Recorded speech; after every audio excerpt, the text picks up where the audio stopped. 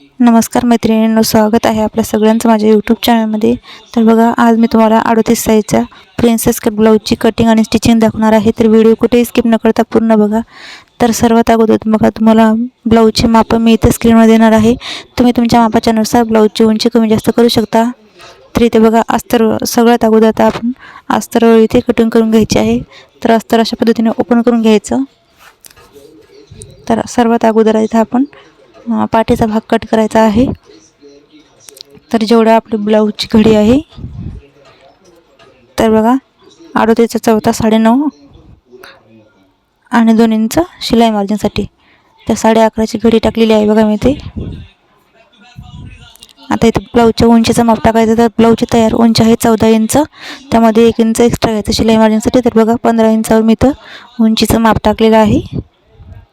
आता इथे शोल्डर घेतले मी 5.5, मुंडा घेतला 6 इंच, इथून चेक करायचं 5.5 आहे का। तर आता बघा 9.5 घडीचं माप आणि 2 इंच शिलाई मार्जिनसाठी। आता बघा, मुंड्याच्या साईडने ते कोपऱ्यामध्ये 1.5 इंचावर बॅक मुंड्याचा शेप देऊन घ्यायचा बघा अशा पद्धतीने। 1.5 इंचावर एक मार्किंग करायची आणि बॅक मुंड्याचा शेप देऊन घ्यायचा। तर आता हा बॅक पार्ट आपण कट करून घ्यायचा आहे।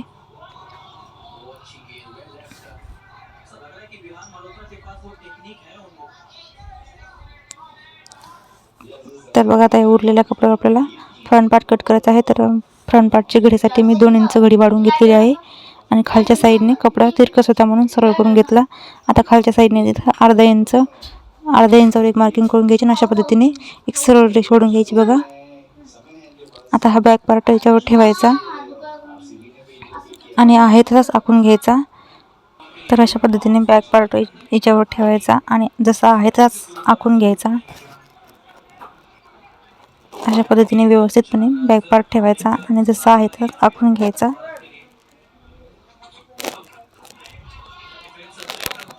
आता हा बॅक पार्ट साईडला उचलून घ्यायचा। तर इथे मुंड्याच्या साईडने 6 इंचावर अशा पद्धतीने चौकोर करून घ्यायचा। या साईडने ते 2 इंच वाढवून घ्यायचं आणि या साईडने 1 इंच अशा पद्धतीने वाढवून घ्यायचं आणि हे दोन्ही पॉईंट जोडून घ्यायचे।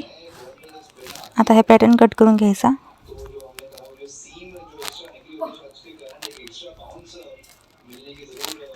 तर अशा पद्धतीने कटिंग करून घ्यायची फ्रंट पार्टची।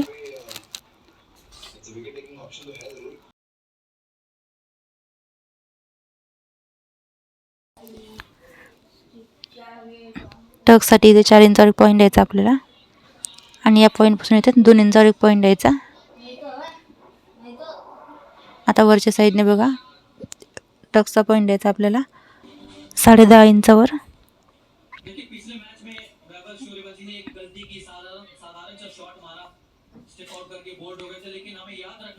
तर अशा पद्धतीने हे दोन्ही पॉईंट जोडून घ्यायचे। इथे 2 इंचावर एक पॉईंट द्यायचा, 2 इंच आहे का इथून सुद्धा चेक करायचं आणि पॉईंट जोडून घ्यायचा अशा पद्धतीने। आता हे पॉईंट अशा पद्धतीने मुंड्याच्या साईडने जोडून घ्यायचा आणि इथे प्रिन्सेस कटचा शेप देऊन घ्यायचा अशा पद्धतीने।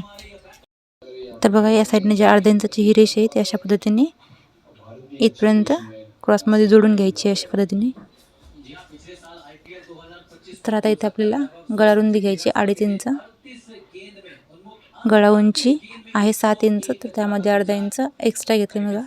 तर 7.5 इंचांनी गळ्याची उंची टाकली आणि इथे सुद्धा 2.5 इंच घेऊन अशा पद्धतीने चौकोर बॉक्स तयार करून घ्यायचा।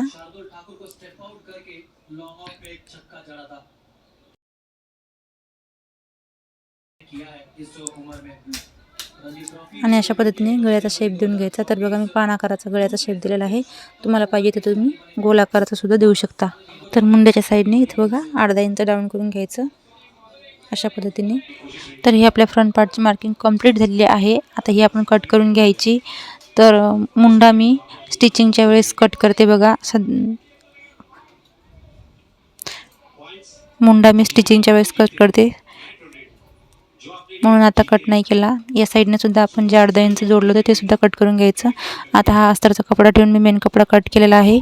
तर याच्या बॅक पार्टची आणि स्लीवची डिझाईनचा व्हिडिओ मी चॅनलवर ऑलरेडी अपलोड केलेला आहे, त्याची लिंक मी डिस्क्रिप्शन बॉक्समध्ये देणार आहे। तुम्ही तिथे जाऊन ते डिझाईन चा व्हिडिओ बघू शकता। तर अशा पद्धतीने आता हे दोन्ही पॅटर्न समोरासमोर ठेवायचे आणि खालचा कपडा सरळ ठेवायचा आणि त्याच्यावरती अस्तरचा कपडा ठेवायचा आणि अशा पद्धतीने गळ्याच्या साईडने 5 इंच शिलाई मार्जिन घेऊन शिलाई टाकून घ्यायची। तर अशा पद्धतीने गळ्या स्टिच केल्याने आपल्याला गळ्याला वेगळा कोणता कपडा लावायचं काम पडणार नाही किंवा पायपिंग करायचं काम पडणार नाही बघा। आणि गळ्याच्या साईडने ते छोटे छोटे कट लावून पाडून घ्यायचे आणि दाबटीप टाकून घ्यायची। आता अस्तरचा कपडा आतल्या साईडने करत गळ्याच्या किनाऱ्याने शिलाई टाकून घ्यायची। तर अशा पद्धतीने सावकाशपणे गळ्याच्या किनाऱ्याने शिलाई टाकून घ्यायची।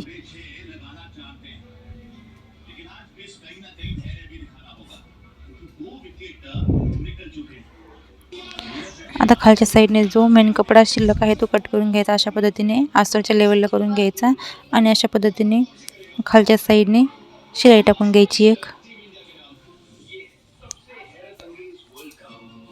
आता हे सरळ करून घ्यायचं अशा पद्धतीने आणि याच्या किनाऱ्याने परत एक शिलाई टाकून घ्यायची। अशा पद्धतीने आपल्याला दुसरी एक कमरपट्टी वेगळी लावायचं काम पडणार नाही। तर बघा अशा पद्धतीने शिलाई टाकून घ्यायची। आता पूर्ण मेन कपड्यावर आणि अस्तरवर शिलाई टाकून घ्यायची आणि जो एक्स्ट्रा कपडा आहे तो कट करून घ्यायचा।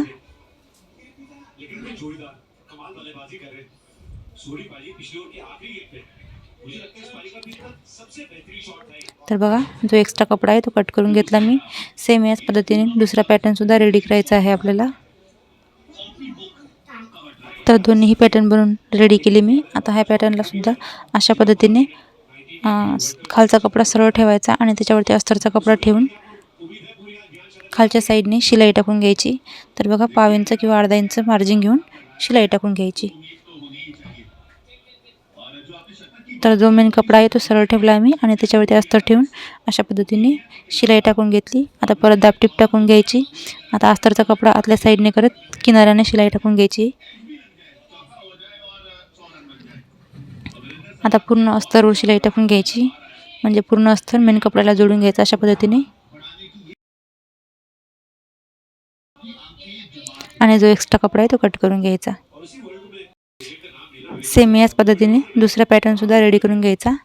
तर बघा दोन्ही पॅटर्न मी रेडी करून घेतलेले आहे। आता हे पॅटर्न अशा पद्धतीने समोरासमोर ठेवायचे आणि याच्यावर हे पॅटर्न ठेवून जोडून घ्यायचे। तर बघा अशा पद्धतीने पॅटर्न ठेवायचा आणि 5 इंच किंवा अर्धा इंच मार्जिन घेऊन सावकाशपणे हा पॅटर्न या पॅटर्नला जोडून घ्यायचा। तर बघा जोडताना पॅटर्न कुठेही खेचायचा नाही, अगदी सावकाशपणे हळूहळू पॅटर्न अशा पद्धतीने जोडून घ्यायचा। तर परत त्याच्यावर आता एक डबल टिप टाकून घ्यायची।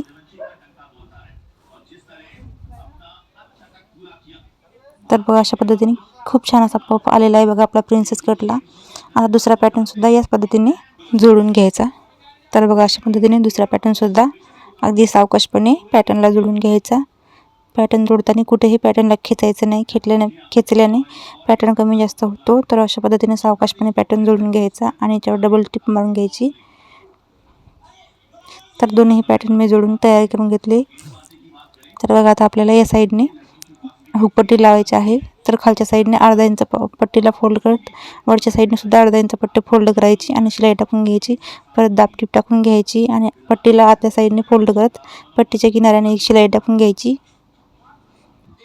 आता पट्टीला आतल्या साईडने फोल्ड करत पट्टीच्या किनाऱ्याने शिलाई टाकून घ्यायची। तर बघा ही आपली हुकपट्टी लावून तयार झालेली आहे। आता दुसऱ्या साईडने आपल्याला लूपपट्टी लावायची आहे। तर बघा ही 4 इंचची मी पट्टी घेतलेली आहे। खालच्या साईडने अर्धा इंच फोल्ड केलेली आहे, वरच्या साईडने सुद्धा अर्धा इंच पट्टी फोल्ड करायची आणि पट्टीवर शिलाई टाकून घ्यायची।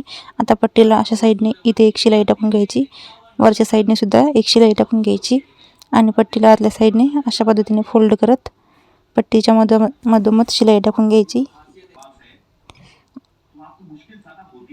आणि मशीनवरच आपल्याला लूप तयार करून घ्यायची बघा। तर अशा पद्धतीने लूपचे निशाण करून घ्यायचे। तर बघा 5 लूपचे निशाण करून घेतले मी आणि अशा पद्धतीने झिगझॅग पद्धतीने लूप तयार करायचे आपल्याला। तर या पद्धतीने तुम्ही जर तुमच्या ब्लाऊजची कटिंग आणि स्टिचिंग केली तर तुमचा ब्लाऊज कुठेही चुकणार नाही आणि ब्लाऊजची फिनिशिंग खूप छान येईल बघा। व्हिडिओ आवडला तर लाईक शेअर आणि चॅनलवर नवीन असेल तर चॅनलला सबस्क्राईब करा. सोबतच बेल आयकन दाबून ऑलवेज सिलेक्ट करा, म्हणजे तुम्हाला माझ्या नवीन व्हिडिओची नोटिफिकेशन मिळून जाईल. व्हिडिओ कसा वाटला कमेंट करून नक्कीच सांगा.